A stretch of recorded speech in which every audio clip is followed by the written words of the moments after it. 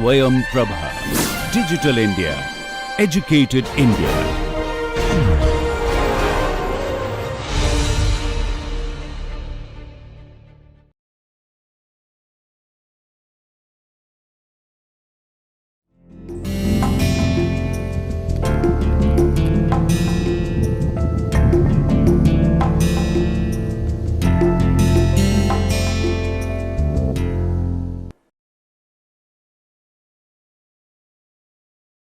Hello everyone, welcome to the course An Introduction to Disability Studies. In this lecture number 16, I am going to speak about the question of education, space and disability in India. So, before I come and discuss this lecture, let me go back and talk what we previously covered. So, in few previous lectures, you must have noticed that I am more concentrated on the discourse of disability in the Indian context. The very reason why I am talking about the disability in the Indian context is because that as Indian students, as an Indian scholars, it is very pertinent to see how disability has been conceptualized in the Indian context. So, one idea is, as I have been extremely against, is that most of our understanding are shaped by Western discourse, which means to say that there are ideas which are borrowed from the West and we are talking the same idea and applying the same idea in the Indian context. That is something wrong which we are not supposed to do when we are studying disability in the Indian context, or when we are reading and engaging with the discourse of disability in the Indian context, because remember, my dear students and friends, that disability emerged in a particular time. I am not saying that people with disability did not exist, they existed, but the very notion emerged about them very late. And that is why we also looked at the history of it, that how the very idea evolved, how it was constituted, and how because of certain different factors this discourse got affected and it evolved in a different way. For example, you remember that Wick Finkelstein was talking about that there is no disability without industrial capitalism. My question is, why did he say so? I have already explained to you, because the way capitalist economy demands labor, the kind of a body is given due importance in that society, it is obviously understood, can be inferred that now certain form of a body will not be respected, will not be treated properly as other people are being understood or treated or mainstreamed. So, when we are talking about in India, as I talked about, there is something called ancient times, medieval times, modern times. Obviously, in between, history is not something which is very linear, right. Obviously, if I talk about the very conceptualization of history, then you will be able to understand that history is not linear. However, I have made a very small humble attempt to make you understand that how disability evolved. Obviously, in the previous lectures, I debunked this pretty notion that people think that disability is a result of past karma, right, or in ancient societies people with disability were treated miserably, or they were discriminated on the basis of their body. So, obviously, I challenge the notion that people pick up these examples selectively. However, there are a number of examples available which talks about that society of India was very, very inclusive. In our society, we never paid respect on the basis of the body that one has. We paid a respect on the basis of the kind of a deed he is performing, he is indulged in, right. So, moving ahead, we also talked about the kind of initiatives taken by people, by states, by government, by scholars, by certain NGOs group for creating the awareness about disability among the people.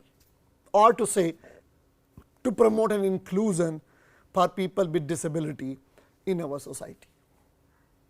So, we noticed that 1970s as a defining decade was mainly talking about the inclusion of women in society. Obviously, in 1970s or before that, if you notice that, obviously even today women do not have the same position as they must have. So, this is why in 1970s women movement started, people started talking about women rights and all. Then we come to 1980s. What is happening in 1980s?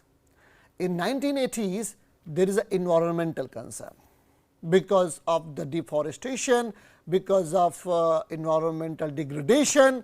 Now, there are people who started creating the awareness to save the nature, to save our culture, right. So, here you see 1980s, 1970s are age which are talking about the moments, and then we are getting into 1990s. So, 1990s is an age where disability movements started.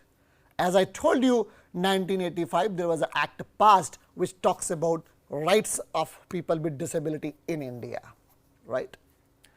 So, here what is noticeable is that there are NGOs group active, there are movements happening for giving right to people with disability, and as well as there are academic awareness as well.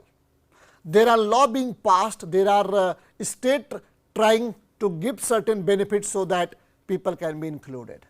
But what is interesting point is that they all were just a welfare scheme. What I mean to say by welfare scheme, which means to say simple, is that okay, as a responsible person or responsible government, I am going to do this. Let us say for example, 3% reservation for people with disabilities, right, or let us say for example, I am going to say that they will be given this much economic incentive. What is this all? What is this doing with people with disabilities? These schemes, these initiatives are required, but one has to go much more ahead to include people with disabilities. I gave a pretty good example. Suppose you are sitting on the 4th floor in a building where there is no ramp or lift, and there is a person who wants to meet you, and he is physically handicapped, which means to say that he does not have 2 legs and he cannot walk. Then you say that I am ready to meet him, I am ready to provide all kind of incentives, all kind of facilities, all going to meet his demand, and will change the word whatever he says to me. I will try my best to fulfill his demands and requirements, but he has to come to meet me. Now, tell me, how would he meet you? So, despite these initiatives, despite these movements, people with disability were still and are not getting proper access to education, employment and other spaces which are beneficial for them.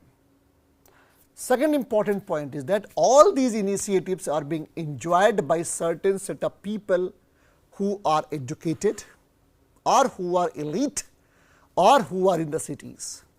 The condition of people with disability are still the same if you go and see the rural sites. Now, you will say, how can I be responsible for that? I am all doing that. Do you think that I go door to door and tell that, hey, look, this is what you are supposed to do?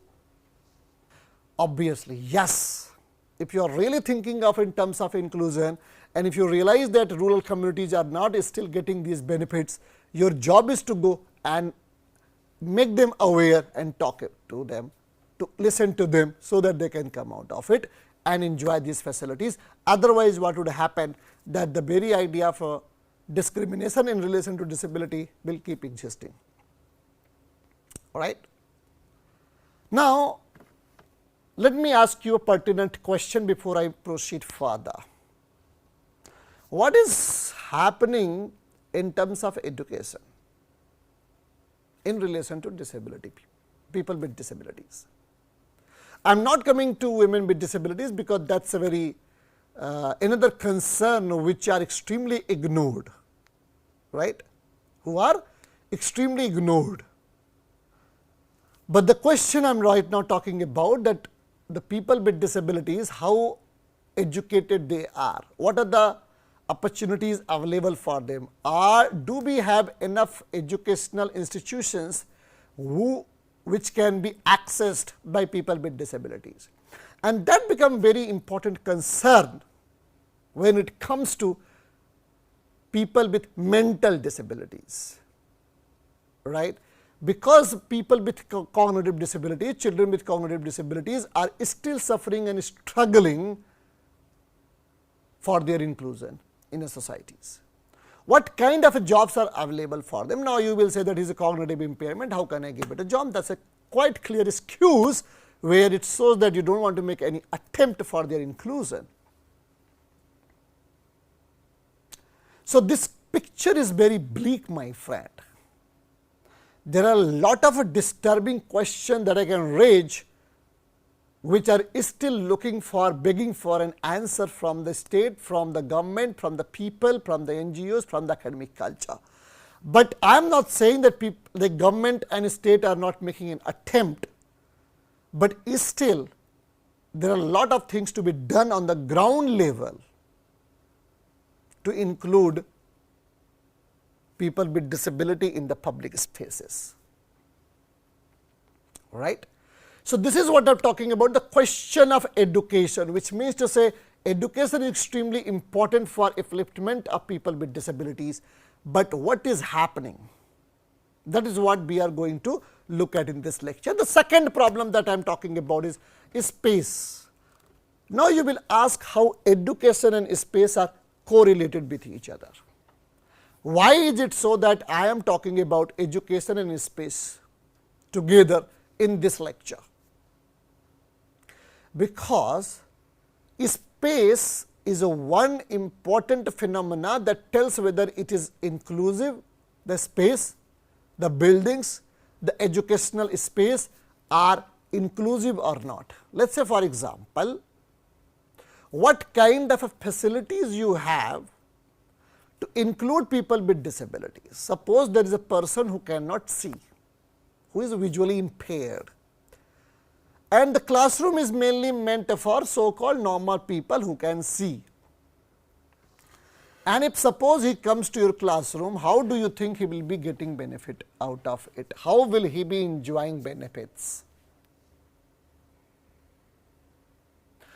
Don't you think that despite the doors are open for people with disabilities, they won't be able to come and enjoy the education opportunities available for them? Even to certain educational space, I have seen that there are certain initiatives taken, and at least visually impaired people are seen and noticeable in the important educational institutions. What about hearing impairment? Trust me, even today, most of the major important educational institutions are not equipped to teach hearing impaired people. What do you think about it? Forget about cognitive disabilities. I am not going to even talk about cognitive disabilities, because for them things has to be gone very far. It has to, people have, they have to do a work to a great extent for their inclusion. But the real excuse when I meet people who work for these things, they say that hearing impaired people are not interested in studying at all. You see, this is my classroom. In this classroom, can you see any hearing impaired people or students? They don't understand that there are hearing impaired people, but they are not coming to your classrooms because this classroom is only meant for normal people, not for people with disabilities. And that is why we are studying disability studies, so that we can come up with the counter arguments and narratives to make them understand where the problem lies. Right? The problem lies in very thinking that people with hearing impaired don't want to study. All right? People fail to understand that when they come to these spaces, they are more prone to exploitation and there is inequality in these spaces. How are we going to address these problems? How are we going to talk about these problems with our fellow beings? That is a one question. There is a question linked with this. How sensitive we are towards a body marked with differences.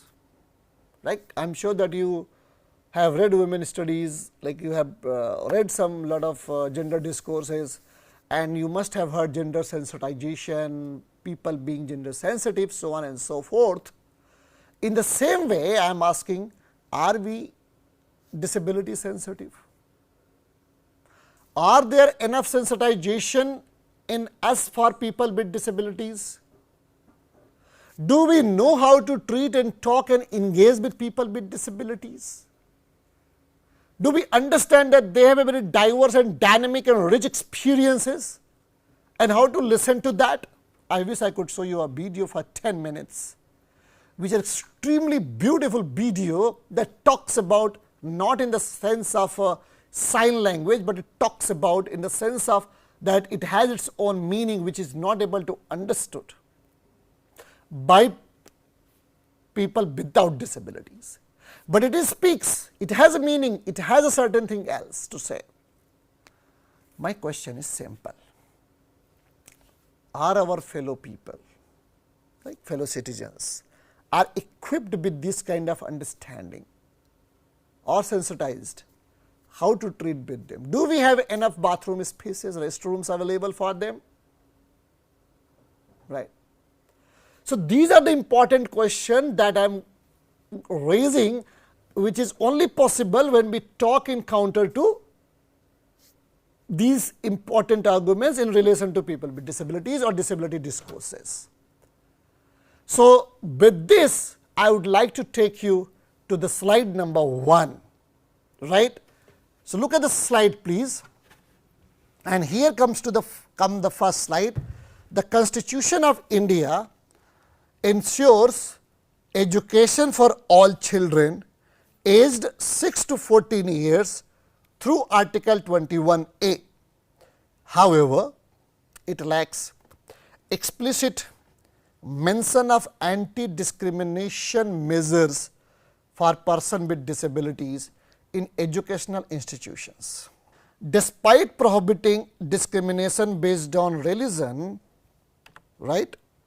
Despite prohibiting discrimination based on religion, race, caste, language or any combination thereof.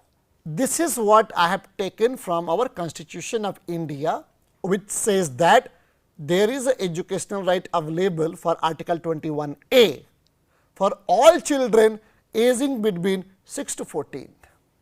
Now, it looks very obvious that any children from 6-year-old to 14 years old, they can go for educational opportunities. They can study, they can read, education is available for them, they do not have to face any problem. But when we say children, what do I mean by this? Obviously, people will say children means every children despite gender, caste, class, religion, so on and so forth.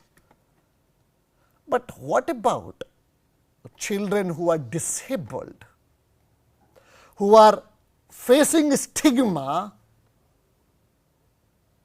Parents are reluctant to send their children to those educational spaces because they know they will be harassed by their fellow colleagues or friends. How do we talk about it? You can do it by yourself. You can go and pick up any primary education space in nearby your regions, and you see and ask how many children are coming to those educational spaces. How many children are attending the primary educations? However, it says that Constitution 21, Article 21A says that there is education for all children aging from 6 to 14. Right. But there is no mention of the measures it will be taking for discriminations. If there is a discrimination exists, what would happen? Right. So, indirectly says that, but we need explicit measures, and more importantly, we need to sensitize the fellow friends of our children that how to treat and how to be friends with people with disabilities, right. So, the question I am raising, my dear students and friends, that it is not that you will not find things written in the constitution or in the policies, or there is no schemes available for educating children with disabilities. But because the problem is that the measures are not properly implemented, there are not people employed who can see and notice that what is happening with them. So, we need extra measures, because we cannot treat them the way we are treating so called normal children. Now, you will say, why so? Because they have a different need, they have a different demand. What if something is happening and they are not able to speak to anyone else? Who will make them feel comfortable, and then they will be able to articulate their experiences. And until and unless we do this, don't you think that they will remain discriminated, and the education space which is allowed by the to be accessed by the constitution for people with disabilities, but these children will not be able to do so therefore. So, this is what this first point I am making. I am making this point so that one side it can show you the picture that yes, there are things in place, but the same time I am telling you things are not in place. Look at the paradox. So, you remember these examples, the person sitting on the 4th floor, like asking for a student to meet, but there are no ramps and lifts available, and now he says that everything is at his or her disposal, provided he or she comes and meet me, right. So, keep this idea in mind, because that is what it goes together, right. How far we are putting pressure on implementations. We know that lot of policies, lot of measures are already written in the constitution, talked about by judges and lawyers, but on the ground level we see the reality is very different, is far-fetched notions we encounter when we read books and when we go and see the practices available in the market.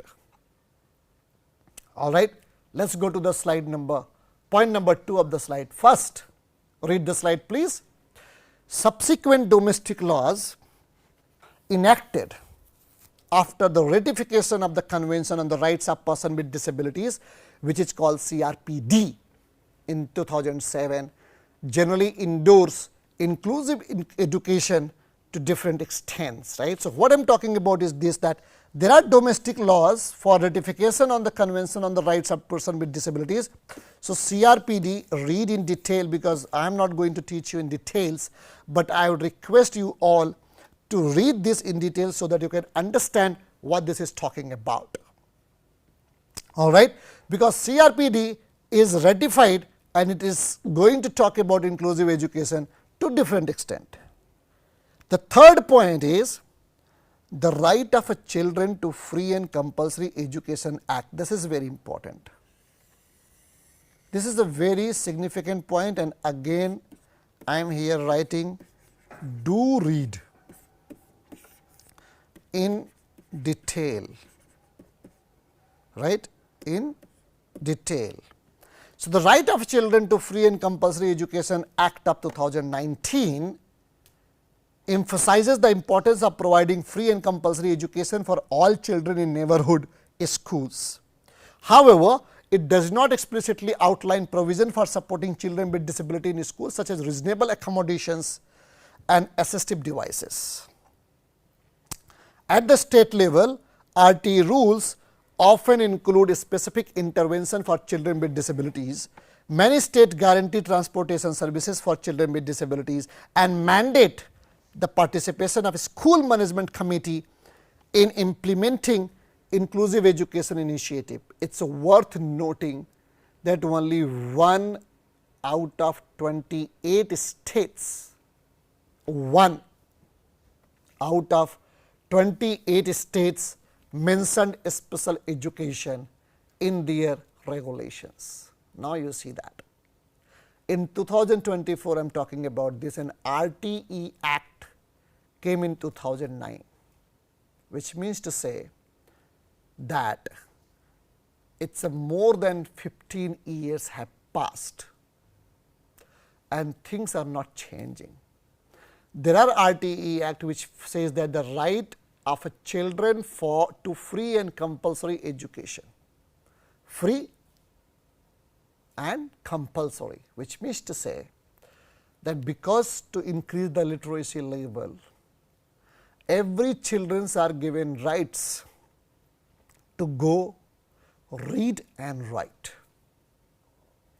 But as I discussed, there is a bleak picture. The picture is that one state out of 28, they have not taken any important measure to talk about special schools under these schemes.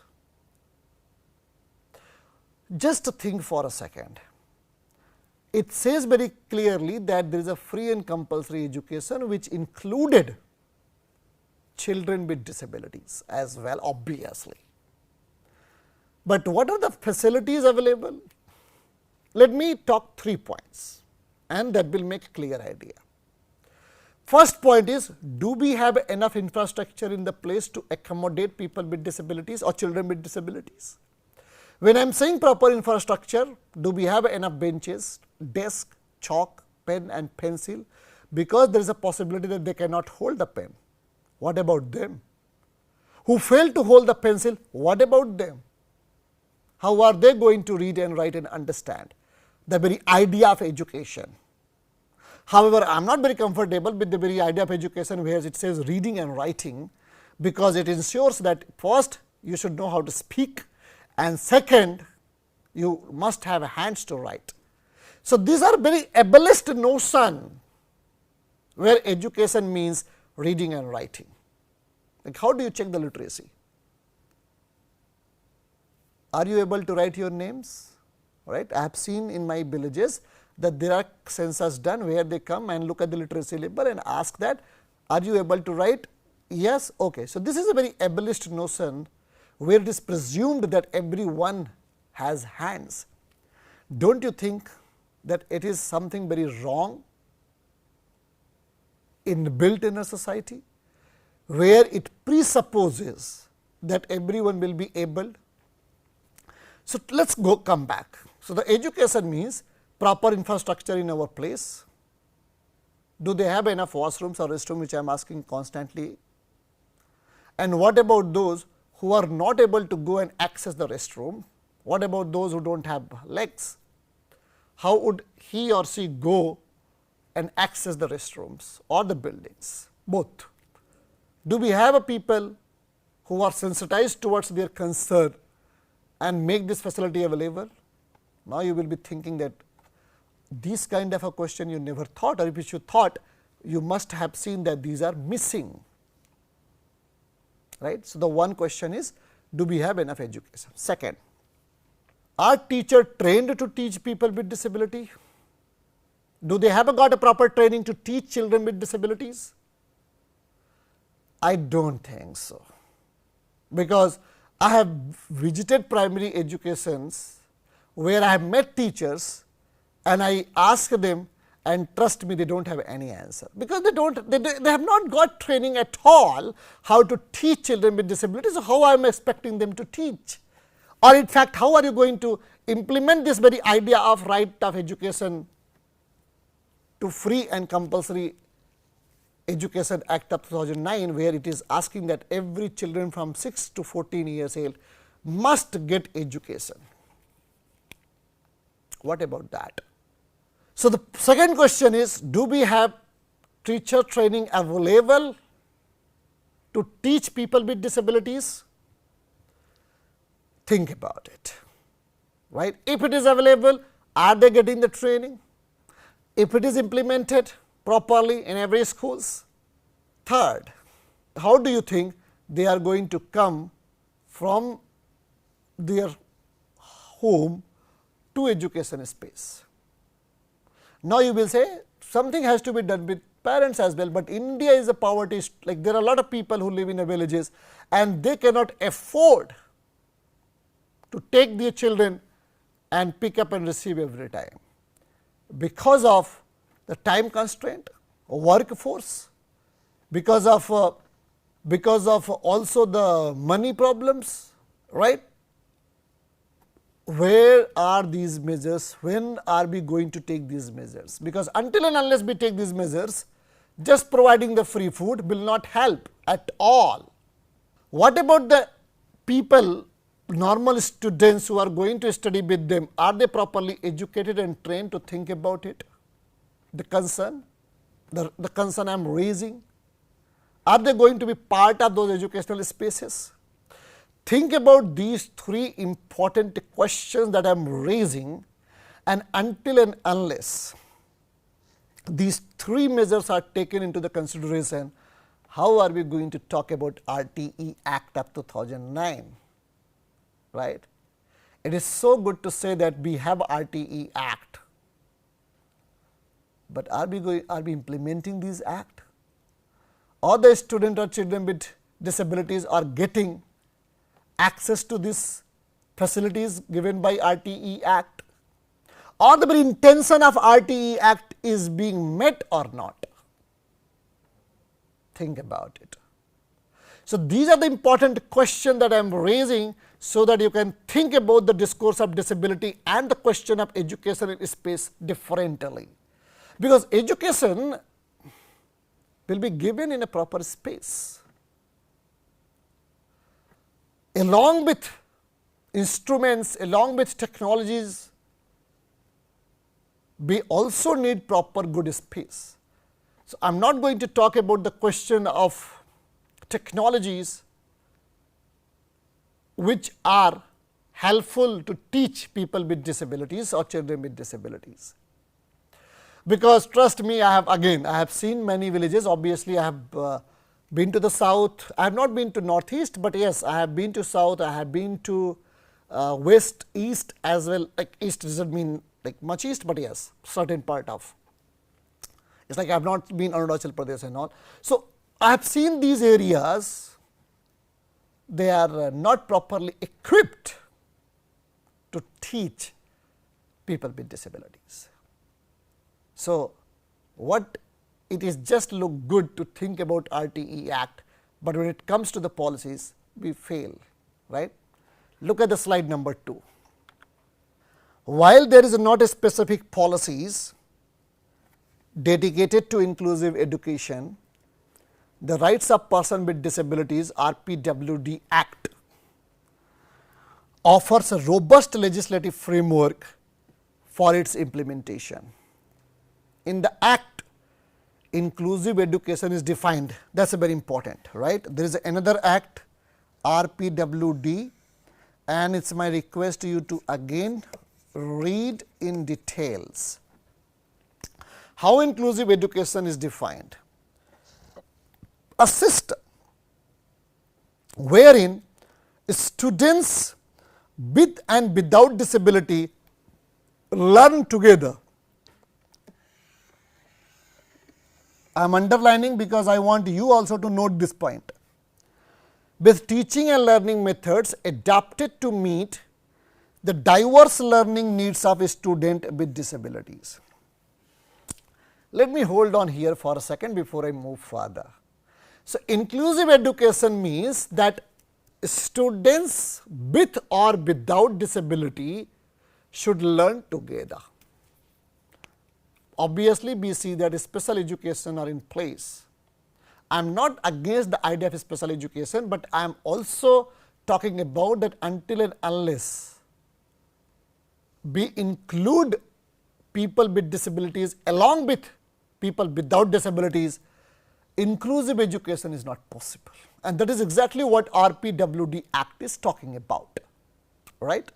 RPWD Act is talking about that rights of person with disabilities, is talking about that we need to bring these two set of groups together, right? People with disabilities, people without disabilities, with teaching and learning methods, right?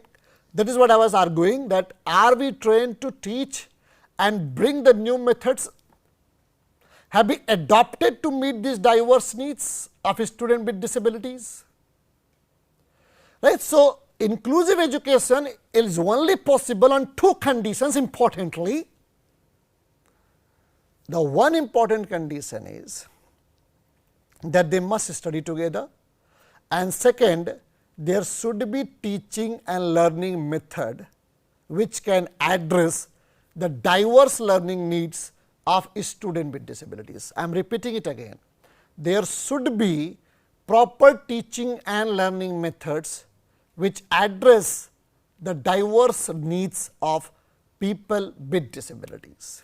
So, these are two prerequisite conditions to meet the idea of inclusive educations. Until and unless we meet these two standards, trust me, the inclusion will not be possible, education will not be possible, it would be only called exclusive education, not inclusive educations. All right. Let us go back to the next point now. Look at the slide please. While the Act focuses primarily on children with disabilities, there is a recommendation to broaden the conceptualization of inclusive education to encompass all learners, not solely those with disabilities. Additionally, the law aligns with the definition of disability with the one advocated by the Convention on Right of Person with Disability, CRPD. Right? CRPD is a convention that advocates, that also defines the very idea of disability. So, here this particular act which is focusing primarily on children with disabilities, there is another recommendation made that the idea of inclusive education must be expanded, where not only certain set of disabled people must be included, but all learners must be included, right. So, which means to say body marked with differences, maybe cognitive impairments, maybe physically, or maybe any kind of deformity, all kind of learner must be included. So, this CRPD, this convention ask people, ask government to make these kind of initiatives where all learners are included, right. So, here you see the idea is that inclusive education does not only mean certain things, it depends how expansive the very definition of inclusive education is, right. If the idea of inclusive education is restrictive, it will not be inclusion in the true sense, it will remain exclusion. People with disability will remain excluded, they will never be part of the discussion further. So, that is what the concern is, my dear friends and students, that even when you are looking at this definition of inclusive education, look at what it means to be inclusive education. That is why in the previous points I was explaining what it means to inclusive education, because definition will ensure that whether it is in true sense or not. Let us say for example, I say as a principal or headmaster of a school, I am going to say, so my schools ensures inclusive educations, right. My school ensure inclusive education. Now, you are happy, wow, nice, great thing is talking about. But did you check the definition what he meant by its inclusive education? Maybe inclusive education he just only meant that all the buildings spaces are accessible, that is a good, but still it is not still going to be inclusive. Because what about the training of teachers, what about the sensitization? Think all those arguments that I was making, think about those ideas which I was extremely explaining to you in relation to disability discourse, that how we can make a space inclusive. So, when you listen this kind of a definition, you are not supposed to just think that inclusive education is going to take place. You need to ask first, when you are saying, dear sir, that our school ensures inclusive education, what do you mean by this? What do you suggest by this? What are the measures you have taken to make your school inclusive for people with disabilities? Right. So, the moment you ask these questions, it will go one step ahead. All right. And then only you will be able to see that whether what are the other things you need which must be incorporated. That is why every other day people should come together to talk, debate and discuss this. Until and unless they do this, it will not be fulfilled, because you have to stretch the definition. All right. Look at the next point now. The RPWD Act mandates that all education institutions funded or recognized by the government and local authorities must provide inclusive education.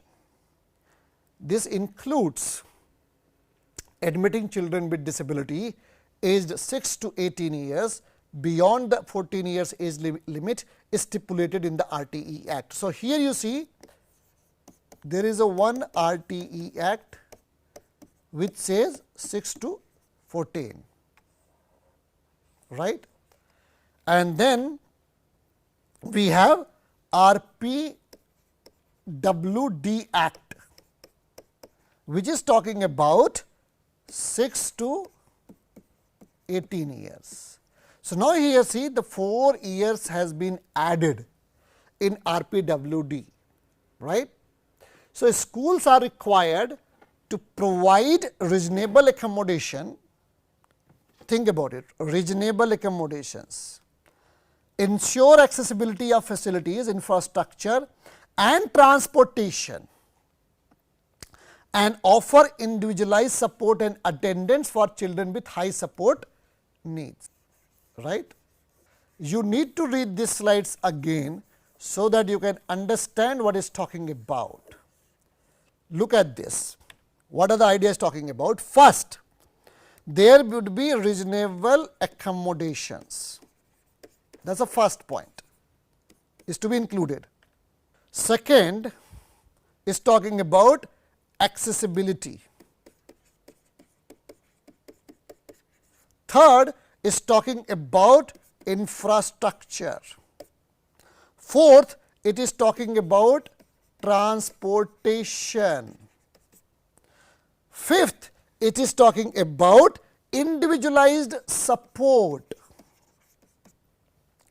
And most importantly, what I personally feel is attendance for children, right. So, 1, 2, 3, 4, 5, 6, right. So, RPWD Act mandates that all children, all education institutions should be talking about inclusive education, and they also increased the age limit. The age limit is extended from 14 to 18 years. And then it does not stop there.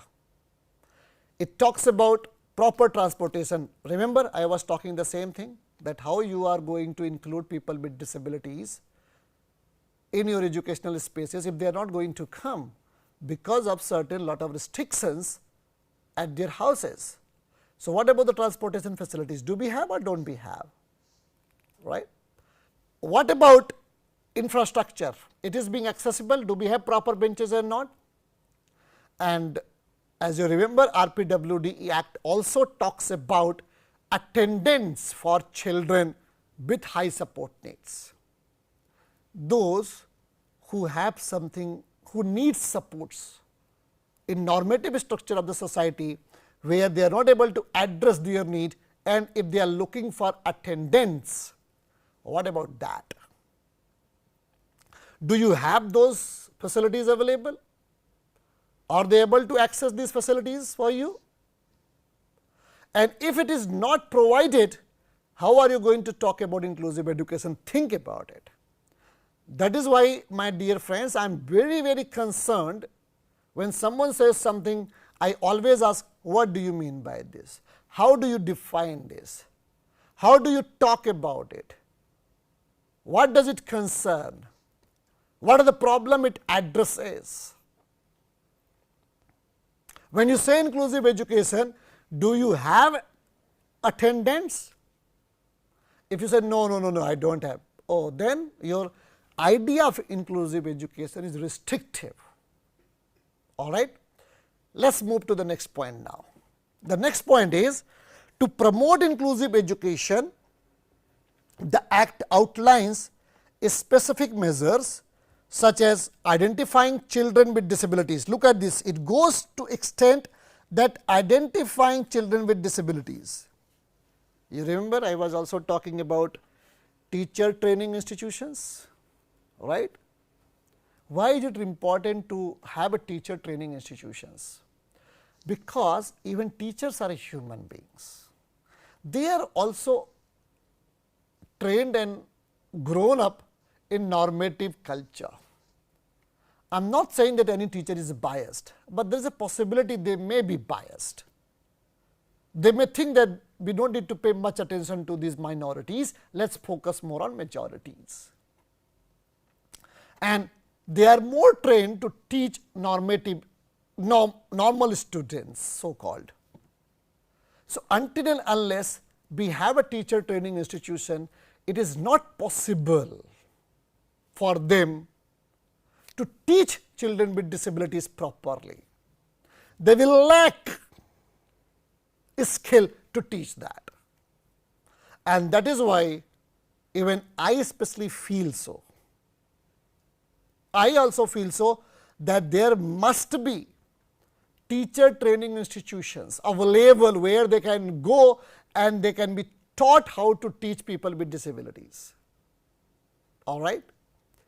Look at the slide please again. It is like the slides are more explanatory, right, because a lot of things I have already talked about, and that is why now there is nothing in the slide which I need to talk much. So, the moment you see the slide, they are explanatory, and if there are certain issues, I myself will explain that to you. Look at the slide please. So, establishing teacher training institutions, building capacities of teacher and staff at all levels, right, building capacities of teachers and staff at all levels, setting up resource centers. Look at this, setting up resource centers, providing free assistive learning materials and devices, and offering alternative modes of communication such as Braille and sign language.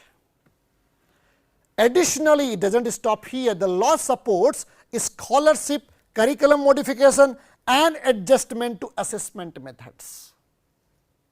That is why I say read our PDFWD acts and see that whether it is being properly implemented. The one point which I had not touched upon and which this slide is speaking is that what about the material through which they are going to learn?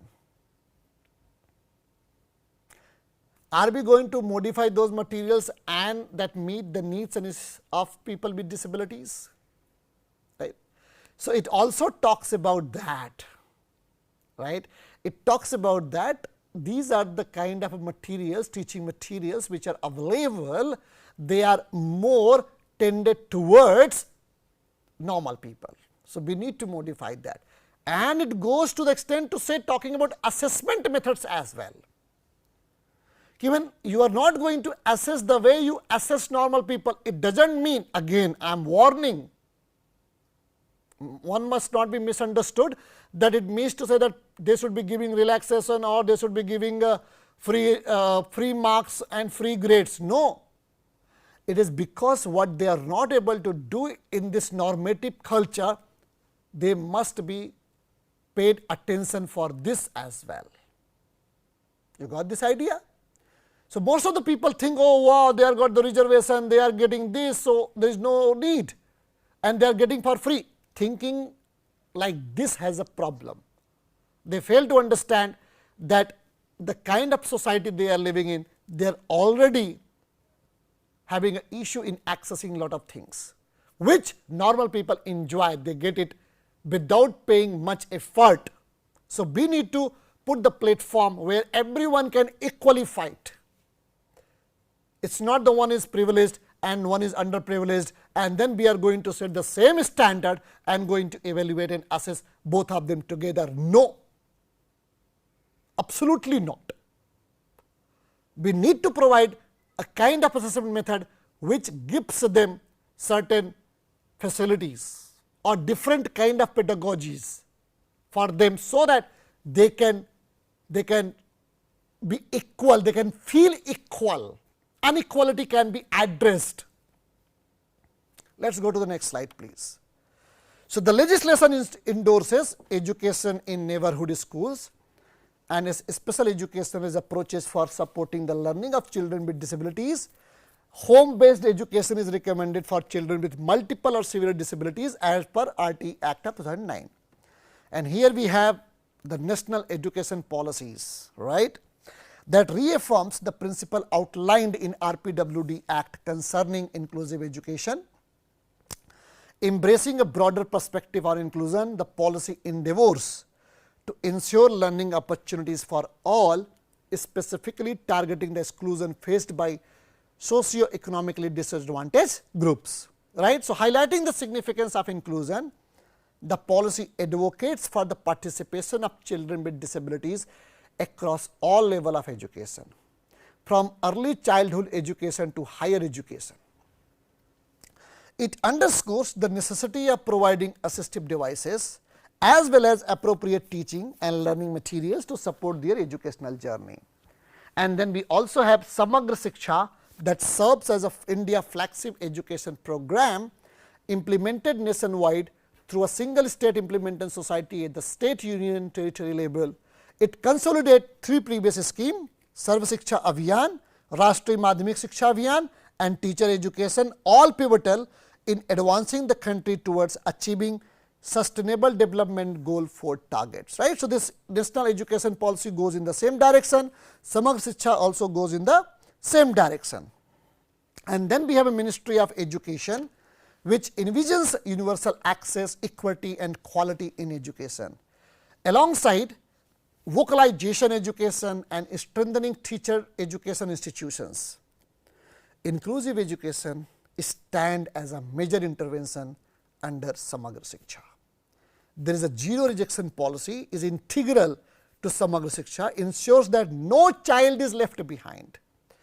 A range of educational options, learning aids, mobility assistance, support services are provided to students with disability, and this encompasses education through open learning system, open schools, alternative schooling, distance education, special schools, home based education when necessary, itinerant teacher models, remedial teaching, part time classes, community based rehabilitation and vocational educations. So, the Department of Empowerment of Persons with Disabilities in the Ministry of Social Justice and Empowerment is in the process of establishing a national database for persons with disabilities. So, this initiative aimed to issue a unique disability identity card to enhance transparency, efficiency and monitoring to service delivery progress. The national database, like look at this point, the national database holds potential as a valuable tool for monitoring children with disabilities, especially when integrated with the Unified District Information System for Education plus, this is abbreviation. This integration could facilitate the development of comprehensive profiles of children in schools and help identify those who are not enrolled in education system, right.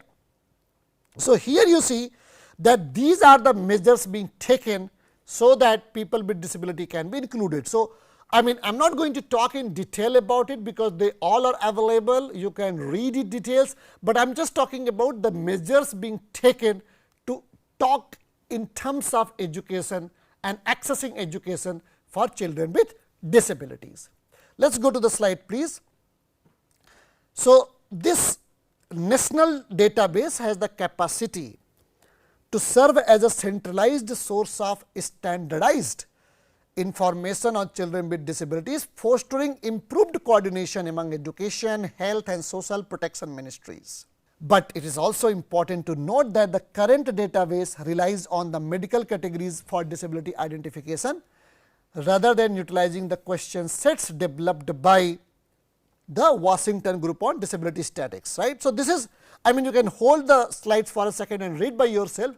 This slide is talking simply about that, how you are going to define disability, what are the database, what are the question you have framed to talk about people with disabilities, right. So, look at the slide please again. Education program facilitating access to education for children with disability include, and that is an important point, integrated education for disabled children. What does this mean? Implemented through state government, autonomous bodies and voluntary organization. This program focuses on capacity building for special and general teachers, provision of learning materials and accessibility tools, transportation, infrastructural improvements, right, and these children will be fully subsidized from 15 to 18 years. Then we have a Sarva Shiksha Abhiyan, that is, as I already talked about, subsumed under Samagra Shiksha, right, is talk about universalizing primary educations. And then we have inclusive education, that is at the secondary stage, where this program replaces integrated education for disabled children and aims to mainstream children with disabilities at the secondary level into regular schools, right. And then there are many measures taken, like one is important I am talking about, that is about School Readiness Program Center in Karnataka, where they are offering a bridging program to transition children with disabilities from home based education program to formal schooling. That is a wonderful initiative taken by Karnataka. And coming to the one of the important last point, right, that is according to NEP 2020, children with disabilities are afforded the choice between attending neighborhood school, special schools or home schooling. However, the RTE Act and RPWD Act do not explicitly specify that children with disabilities should learn under the same curriculum in the same classroom as children without disability. Children with mild disability typically attend special school, while those with severe disability are often homeschooled. Although efforts have been made to increase the enrollment of children with disability in schools, many still remain in a specialized setting. So, my dear students, this is what I am important concern I am talking about. Now, you can read these slides, they all are talking about what are the planning of further, right. So, these are the initiatives taken, these are the ideas which are being incorporated and we are trying to address this, but still there is a problem in implementations. So, read this carefully and understand these initiatives and also the faults and what else to be done for promoting inclusive education. With this, I will take a break, we will meet in the next class, we will discuss it further and come up with the new issues, right. Thank you so much, take care, stay happy and healthy.